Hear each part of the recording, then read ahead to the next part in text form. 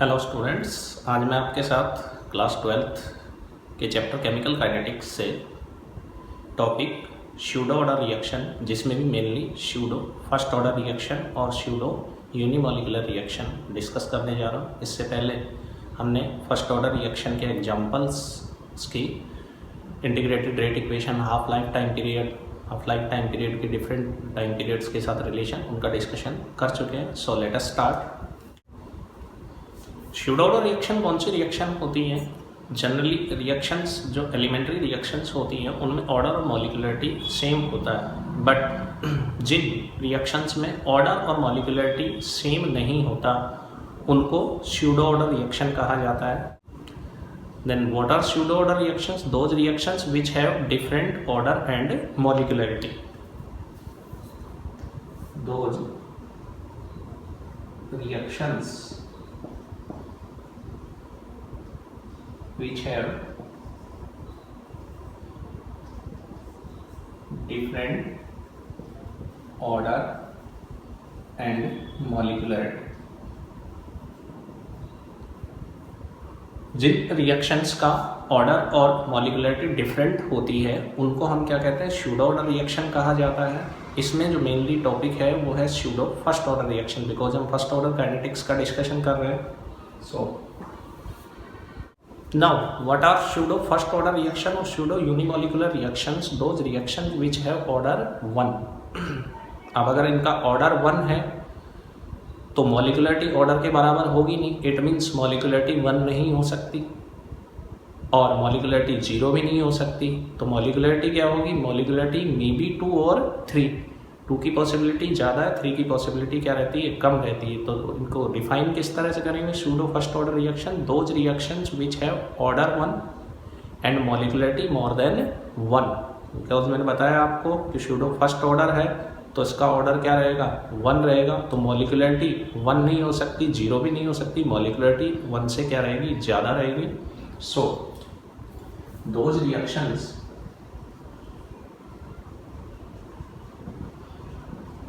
which have order 1 but molecularity more than 1 are called pseudo first order और pseudo unimolecular reactions। अब हम इनके examples की बात करते हैं कि कौन कौन से एग्जाम्पल इसमें इन्वॉल्व होते हैं। फर्स्ट एग्जाम्पल में लेकर के चल रहा हूं। नंबर 1, हाइड्रोलिसिस और we can say acidic hydrolysis of ester. This is the example, first example of pseudo first order और pseudo unimolecular reaction. We have एमी ester CH3 C double bond O C2H5। This is known as ethyl. इसका name सबसे पहले लिखेंगे जो alkoxy group है, तो ethyl ethanoate.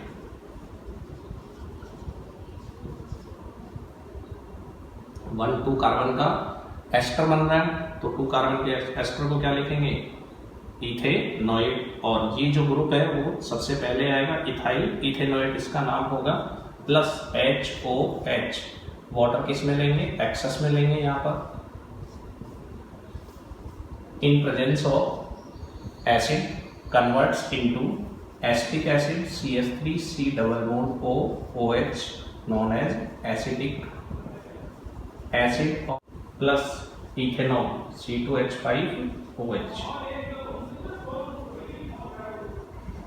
Now इस रिएक्शन में मॉलिक्यूलरिटी जो है रिएक्शन की वो कितनी होगी? 2, बिकॉज 2 मॉलिक्यूल आपस में कोलाइड कर रहे हैं।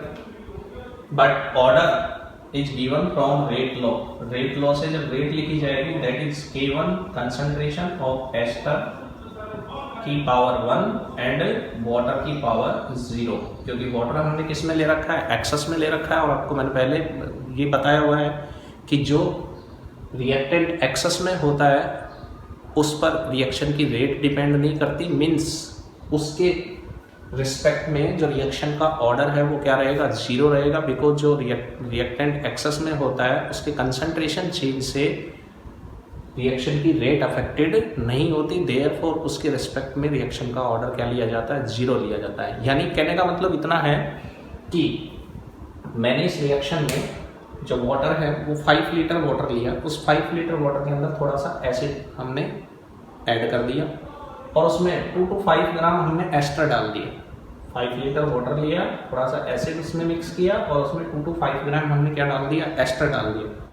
अब अगर मैं वाटर के वॉल्यूम को चेंज कर देता हूँ, इंक्रीज करके इसको 6 लीटर कर देता हूँ, बिकॉज ये ऑलरेडी हमने किस में ले रखा है, एक्सेस में ले रखा है, तो भी यहाँ पर इसके कंसंट्रेशन चेंज पर कोई इफेक्ट नहीं होगा। या डिक्रीज कर दे 4.5 लीटर कर दे तो भी इसका कंसंट्रेशन चेंज का रेट पर कोई इफेक्ट नहीं होगा। बट जो एस्टर है वो हमने 2 to 5 ग्राम लिया हुआ, दैट इज लिमिटिंग। और हमेशा रिएक्शन किस पर डिपेंड करती है, लिमिटिंग पर डिपेंड करती है। अगर मैं एस्टर की कंसंट्रेशन को चेंज करूंगा तो डेफिनेटली रिएक्शन की जो रेट है वो क्या हो जाएगी, चेंज हो जाएगी।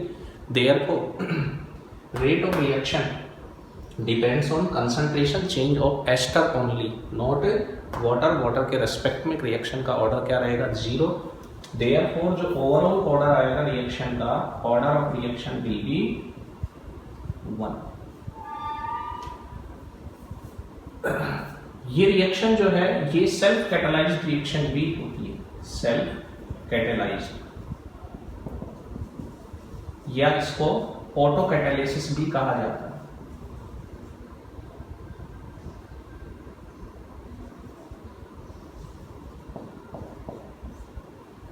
सेल्फ कैटालाइज्ड या ऑटो कैटालिसिस क्यों बोलते हैं, मान लें कि हमने रिएक्शन के अंदर एसिड कैटालिस्ट यूज नहीं किया या मैं एसिड कैटालिस्ट रिएक्शन में यूज नहीं कर रहा हूँ, तो अगर ऐसी कंडीशन रहेगी कि जब हम एसिड को एज ए कैटालिस्ट यूज नहीं कर रहे तो हम रिएक्शन को जब स्टार्ट करवाएंगे तो रिएक्शन की जो रेट है वो क्या रहेगी, स्लो रहेगी। लेकिन जैसे जैसे रिएक्शन में एसिड बनेगा एज ए प्रोडक्ट, वो खुद रिएक्शन को क्या करेगा, कैटालाइज करेगा। और जैसे ही एसिड बनना स्टार्ट हो गया, मीन्स रिएक्शन की प्रोग्रेस आगे होगी, तो रिएक्शन की रेट भी क्या होती जाएगी, इंक्रीज होती जाएगी। उस कंडीशन में रिएक्शन इस रेट लॉ को फॉलो करेगा और जो ऑर्डर है रिएक्शन का वो क्या रहेगा, 1 रहेगा। लेकिन अगर एसिड की प्रेजेंस होगी रिएक्शन में तो फिर वो रिएक्शन की रेट को भी अफेक्ट करेगा। उस कंडीशन में इन प्रेजेंस ऑफ एसिड कैटालिस्ट, अगर हमने एसिड को बाहर से ऐड किया है तो उस कंडीशन में जो रिएक्शन की रेट है उसको एसिड की कंसंट्रेशन भी अफेक्ट कर सकती है। इसलिए उस कंडीशन में जो रिएक्शन की रेट लॉ है वो क्या लिखी जाएगी, रेट कांस्टेंट एस्टर की पावर 1, वाटर की पावर 0 एंड एसिड और कैटालिस्ट की पावर 1 से रिएक्शन की रेट दी जाएगी। मीन्स रिएक्शन में जो एसिड कैटालिस्ट है जो हमने बाहर से ऐड किया है वो भी इसको अफेक्ट कर सकता है। आपको बता दूं कि ये जो रिएक्शन है ये ऑर्गेनिक केमिस्ट्री में भी बड़ी इंपॉर्टेंट है। रिएक्शन रिवर्सिबल डायरेक्शन में भी चलती है एसिड कैटालिस्ट की प्रेजेंस में। मीन्स यहाँ पर जो कार्बोक्सिलिक एसिड है वो अल्कोहल से रिएक्ट करके वापस किस में कन्वर्ट हो जाता है, एस्टर में भी कन्वर्ट होता है। That process is known as esterification. इसलिए ऑर्गेनिक केमिस्ट्री में भी इस रिएक्शन की बड़ी इंपॉर्टेंस है। बोर्ड में इसका क्वेश्चन आता है, एस्टरिफिकेशन की मैकेनिज्म पूछी जाती है और इससे रिलेटेड एनसीईआरटी में भी क्वेश्चंस हैं एस्टरिफिकेशन के। तो ये रिवर्सिबल डायरेक्शन में भी रिएक्शन प्रोसीड होती है। मीन्स एस्टिक एसिड की केमिकल प्रॉपर्टी भी है, जो इथेनॉल है इसकी भी केमिकल प्रॉपर्टी है। इन दोनों की आपस में जब रिएक्शन होती है एसिड कैटालिस्ट की प्रेजेंस में ही, तो ये वापस किस में कन्वर्ट होता है, एस्टर में कन्वर्ट होता है। और जब फंक्शनल ग्रुप के लेबोरेटरी के अंदर हम टेस्ट करते हैं तो टेस्ट में भी इसको यूज किया जाता है। एस्टरिफिकेशन का जो टेस्ट है दोनों के लिए, इथेनॉल के टेस्ट के लिए भी और एस्टिक एसिड के टेस्ट के लिए भी, फंक्शनल ग्रुप के, कार्बोक्सिलिक ग्रुप के जो फंक्शनल ग्रुप है उसके टेस्ट के लिए और एल्कोहलिक ग्रुप के टेस्ट के लिए भी एस्टरिफिकेशन की रिएक्शन करवाई जाती है प्रैक्टिकल्स में। तो ये प्रैक्टिकल्स में भी अपनी इंपॉर्टेंस रखती है reaction. So, what are the characteristics of this reaction? First is, this is pseudo first order reaction और pseudo unimolecular reaction। ये एसिड की अगर एब्सेंस यहाँ पर रखेंगे तो सेल्फ कैटालाइज्ड भी हो जाती है, या इसको क्या कहते हैं, ऑटो कैटालिसिस भी कहते हैं। इसके अलावा एस्टरिफिकेशन के लिए भी इस रिएक्शन को रिवर्सिबल डायरेक्शन में यूज किया जाता है। एसिटिक एसिड और एथेनॉल की ऑर्गेनिक केमिस्ट्री में ये केमिकल प्रॉपर्टी भी है। इसके अलावा इनके फंक्शनल ग्रुप के टेस्ट के लिए लेबोरेटरी के अंदर भी रिवर्सिबल मैनर में ये प्रोसेस करवाया जाता है। सो इस रिएक्शन की जो इम्पोर्टेंस है वो बहुत ज़्यादा है। और यहाँ पर मैंने बात की थी आपसे कि रिएक्शन की रेट को एसिड की जो कंसंट्रेशन है वो भी अफेक्ट करेगी। तो अगर यहाँ पर एज ए प्रोडक्ट एसिड ज़्यादा बन जाएगा तो आपके दिमाग में क्वेश्चन आ रहा होगा कि वो भी इसकी रेट को अफेक्ट कर सकता है। बट मैंने बताया चूँकि रिएक्शन में ये प्रोसेस कैसा है, रिवर्सिबल है, तो एसिड वापस एस्टर में भी कन्वर्ट हो जाता है। तो जब ये सेल्फ कैटालाइज्ड होती है, ऑटो कैटालिसिस होती है, उस टाइम पर रिएक्शन की रेट अफेक्टेड नहीं होती। दूसरा एग्जाम्पल लेकर के चल रहा हूँ मैं इसका, इन्वर्जन ऑफ कैन शुगर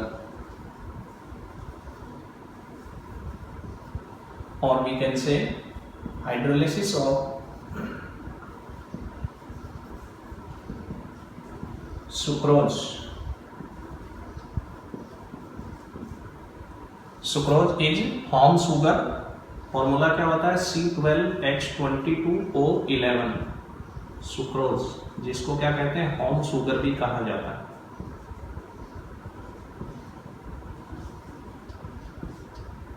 जो गन्ने से ऑब्टेन होती है कैन से, इसलिए इसको क्या कह रहे हैं, कैन शुगर कह रहे हैं। इन्वर्जन क्या होता है या क्यों होता है इन्वर्जन, इसकी अभी हम बात करेंगे।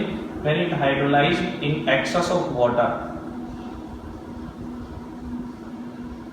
वाटर एक्सेस में जब लेकर के इसको हाइड्रोलाइज करवाया जाता है in presence of invertase enzyme, then it will give C6H12O6 plus C6H12O6 glucose and fructose। Equimolecular proportion में बनते हैं, जितने मोल ग्लूकोज के बनेंगे उतने ही मोल किसके बनेंगे, फ्रुक्टोज के बनेंगे।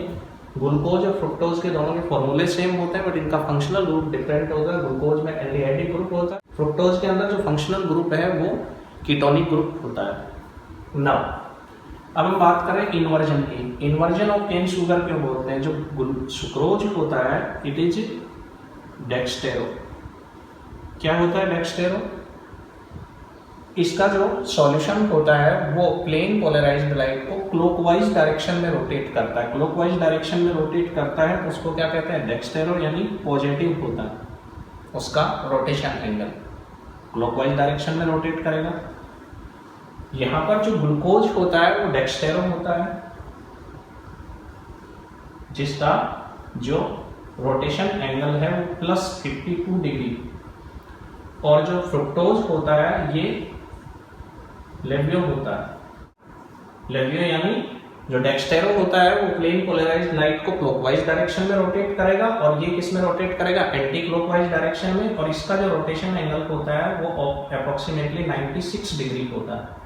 ये दोनों का जो मिक्सचर बनता है वो मिक्सचर ओवरऑल, बिकॉज इक्विमोलिकुलर प्रोपोर्शन में है तो जो ओवरऑल मिक्सचर बनेगा दोनों का वो कैसा हो जाएगा, लेवियो हो जाएगा, मीन्स रोटेशन एंगल नेगेटिव ज्यादा है। तो डेक्सटेरो से जब रोटेशन किस में चला जाता है, लेवियो के अंदर चला जाता है, यानी क्लॉकवाइज से एंटी क्लॉकवाइज में चला जाता है। That's why it is known as inversion of cane sugar. Cane sugar का जो रोटेशन एंगल है उसका क्या हो जाता है, इन्वर्जन हो जाता है। यहाँ पर भी जो रिएक्टिंग स्पीसीज हैं वो कितनी हैं, 2 हैं, 2 मॉलिक्यूल रिएक्शन में इन्वॉल्व होते हैं, इसलिए इसकी जो मॉलिक्यूलरिटी है वो कितनी दी जा रही है, 2 दी जाती है। और जो रेट है रिएक्शन की वो किस तरह से दी जाती है, rate is equal to K1 concentration change of sucrose की पावर 1, एंड वाटर एक्सेस में है तो इसकी पावर क्या ले लेंगे, 0। मैंने अभी बताया था आपको पिछले एग्जाम्पल में कि जो रिएक्टेंट एक्सेस में होता है उसकी कंसंट्रेशन चेंज पर रिएक्शन की रेट डिपेंड नहीं करती, मीन्स उसके रिस्पेक्ट में रिएक्शन का ऑर्डर क्या रहेगा, 0। Therefore overall order of the reaction will be 1। So this is the second example of pseudo first order. अब मैं तीसरा एग्जांपल लेकर के चल रहा हूं, नंबर 3, हाइड्रोलिसिस ऑफ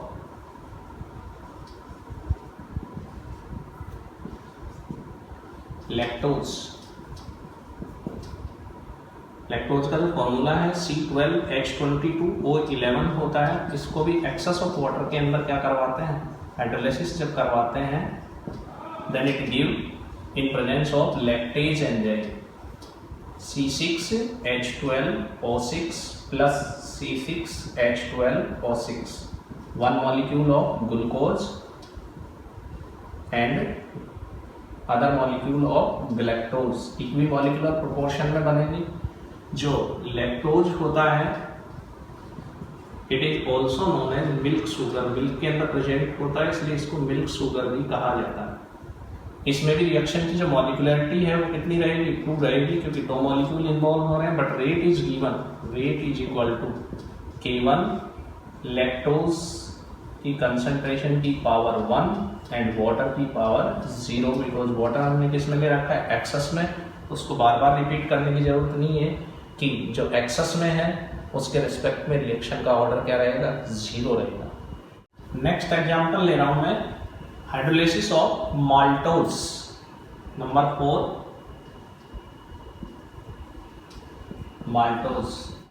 माल्टोज का जो फॉर्मूला होता है वो भी C12H22O11 होता है। इसका भी एक्सेस ऑफ वाटर की प्रेजेंस में जब हाइड्रोलाइसिस करवाएंगे maltose in presence of maltase enzyme, it will give 2 molecules of glucose C6H12O6। Glucose के क्या बनाएगा, 2 मॉलिक्यूल बनाएगा। therefore molecularity will be again 2, but rate is given by K1 concentration change of maltose की power 1 and water की power 0। यहाँ पर भी water किस में रहता है, एक्सेस में, तो जो ऑर्डर होता है रिएक्शन का वो कितना आता है, 1 आता है। नेक्स्ट एग्जांपल है इसका, hydrolysis of starch.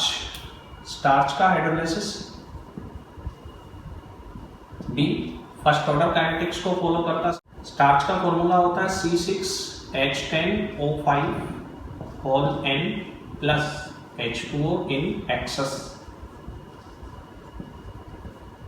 in presence of diastase enzyme to give C12H22O11 maltose बनता है। ये स्टार्च होता है। इसमें भी रिएक्शन की मॉलिक्युलरिटी कितनी रहती है, 2 रहती है, बट जो ऑर्डर है वो किसके बेसिस पर दिया जाता है, रेट लॉ के बेसिस पर। रेट K1 स्टार्च की कंसंट्रेशन की power 1 and water concentration power 0, therefore order of reaction will be 1। Water यहाँ पर भी एक्सेस में होता है, इसलिए उसका कंसंट्रेशन चेंज नेग्लिजिबल लिया जाता है। So these are the examples of pseudo first order और स्यूडो यूनिमोलिकुलर रिएक्शन। अभी तक मैंने सारे स्यूडो फर्स्ट ऑर्डर या स्यूडो यूनिमोलिकुलर जो रिएक्शंस हैं उनकी बात की है। जो फर्स्ट एग्जाम्पल लिया था मैं उसको वापस कंसीडर कर रहा हूँ, but now in basic medium. अब जब हम रिएक्शन के सर्कमस्टांस को चेंज करेंगे तो देखो रिएक्शन का ऑर्डर भी क्या हो जाएगा, चेंज हो जाएगा।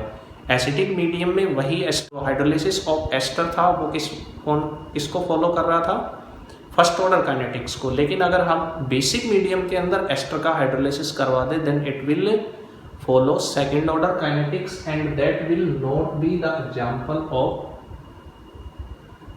स्यूडो फर्स्ट ऑर्डर रिएक्शन और pseudo unimolecular reaction. Means basic medium के अंदर एस्टर का जो हाइड्रोलाइसिस है वो स्यूडो फर्स्ट ऑर्डर रिएक्शन का एग्जांपल नहीं है, इसलिए मैं उसको लास्ट में कंसीडर कर रहा हूँ। अगर बेसिक मीडियम के अंदर तो मैं लिख रहा हूँ हाइड्रोलाइसिस ऑफ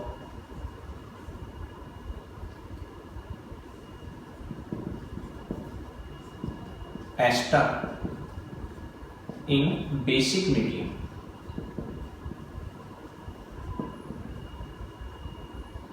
ये स्यूडो फर्स्ट ऑर्डर का एग्जाम्पल नहीं है, बट इसको भी डिस्कस करना इंपॉर्टेंट है कि अगर मीडियम चेंज कर देंगे हम रिएक्शन का तो रिएक्शन का ऑर्डर भी चेंज हो जाएगा। हमने एस्टर लिया था CH3COO OC2H5 ethyl ethanoate in basic medium with aqueous NaOH or KOH, it will form CH3 COONA sodium ethanoate plus ethanol. अब रिएक्शन का जो मीडियम है वो कैसा हो गया, बेसिक हो गया, यानी सर्कमस्टेंस चेंज हो गए, एसिडिक से किसमें कन्वर्ट हो गया, बेसिक में कन्वर्ट हो गया। So rate of reaction, molecularity तो कितनी रहेगी रिएक्शन की, 2 ही रहेगी, but rate law is given K into concentration of ester की पावर 1 एंड वाटर NaOH की power 1 also. Therefore overall order of the reaction become 2. Means reaction का circumstance change करने से उसका ऑर्डर भी क्या हो जाएगा, चेंज हो जाएगा। तो जो हाइड्रोलिसिस ऑफ एस्टर है वो एसिडिक मीडियम में फर्स्ट ऑर्डर काइनेटिक्स को फॉलो करता है और बेसिक मीडियम के अंदर किसको फॉलो करता है, सेकेंड ऑर्डर काइनेटिक्स को फॉलो करता है। बिकॉज स्यूडो जो फर्स्ट ऑर्डर रिएक्शन है वो इम्पोर्टेंट है, उसकी डेफिनेशन विद एग्जांपल आती है। तो आपको ध्यान रखना है स्यूडो फर्स्ट ऑर्डर रिएक्शंस के अंदर कि मीडियम क्या लिया गया है। मीडियम अगर आप चेंज करेंगे तो रिएक्शन का ऑर्डर भी चेंज हो सकता है। तो एग्जांपल लिखते टाइम आपको बहुत ज़्यादा प्रिकॉशन रखनी पड़ेगी, मीन्स उसमें मीडियम को भी आपको मेंशन करना है। सो इस लेक्चर में हमने एग्जांपल्स को डिस्कस किया है केवल, और जो एस्टर का हाइड्रोलिसिस है बेसिक मीडियम में अगर करवाते हैं तो रिएक्शन का ऑर्डर चेंज हो जाता है, इसका डिस्कशन किया है। नेक्स्ट लेक्चर में हम फर्स्ट ऑर्डर काइनेटिक्स से चलने वाली रिएक्शंस न्यूमेरिकल्स को कंसीडर करेंगे। सो इसी तरह के नॉलेजेबल ट्रिक्स और वीडियोस के लिए आप मेरे channel Bablu sir KVS chemistry के साथ कंटिन्यूसली बने रहिए। सब्सक्राइब नहीं किया है तो अभी इसको सब्सक्राइब कीजिए। आज के लिए इतना ही, थैंक यू।